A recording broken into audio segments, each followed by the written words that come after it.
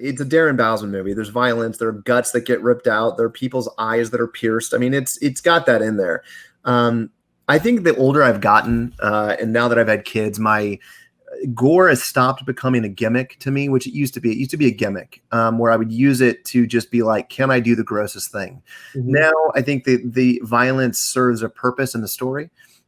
So there's still that violence, but I think it is a little more refined and a little more tasteful, but it's fucking gross. I mean, we do rip body parts out in this movie. So, but it is a horror film. I mean, it's got bad, disgusting images. It's and there's a lot of blood in it. So yeah, it does have all that in it. But you did mention like earlier films, and that people of the podcast will be upset with us if we at least don't ask a couple questions that you might dodge. I will tell everyone the twist of Spiral. You got me. No, since we're talking about like the films that you've done in the past compared to could you compare a little bit like this film to perhaps the Saw films? How are they alike and how are they different? What as far as their approach?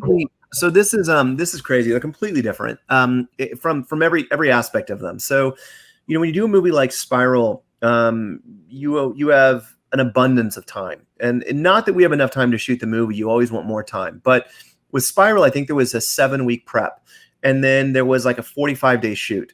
Now, what that allows you to do is to think and to process and to change, but that also allows there to be a lot of voices. You have an idea, and then it gets asked to by 25 other people. What do you think of this idea? What do you think of this idea? And what happens is that sometimes ideas get changed or altered, or in some cases watered down the more time you have, because there's more of a committee, more of a chorus of voices. But what you do get on a movie like Spiral is you have time to do those dynamic shots, those crazy transitions, the swooping crane movements. When a movie like Death of Me, it's the opposite. It's run and gun, it's guerrilla. But what's great about that is that, there is not a lot of voices. It's like you just have to run, gun, shoot, hope you got it, move on. The downside of that is sometimes you make stupid mistakes. Sometimes story points don't add up and you don't realize it till you're in the edit room. You get in the edit room and you're like, this makes no fucking sense. How do we fucking solve this? Which does happen. And that did happen in this movie, where we get in the edit room and we're like, fuck, that doesn't make any sense whatsoever. So I think that they each have trade-offs.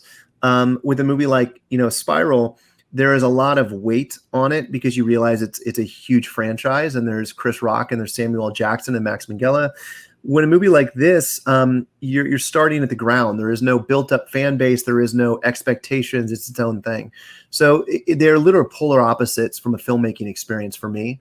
Going into it, in some respects, making a movie like this is easier. In some respects, it's harder. It's easier in the fact that, I accepted the movie and I was shooting it a month and a half later. It's harder because there's not the infrastructure and support you would get on a movie like Spiral. So they each have trade-offs.